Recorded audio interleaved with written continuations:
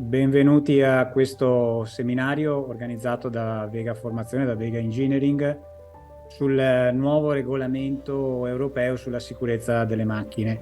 Un testo che va a regolamentare la sicurezza delle macchine nel prossimo immediato futuro, ma in realtà con un occhio anche verso un futuro più lontano. È un regolamento che ha lo scopo appunto di armonizzare i requisiti di sicurezza e tutela della salute per le macchine e i prodotti correlati in tutti gli Stati membri europei. Quindi è un regolamento di prodotto. È stato dato un tempo congruo a disposizione ai fabbricanti di potersi adeguare in modo tale che dal 20 gennaio 2027 potranno certificare le nuove macchine, marcarle secondo il nuovo regolamento.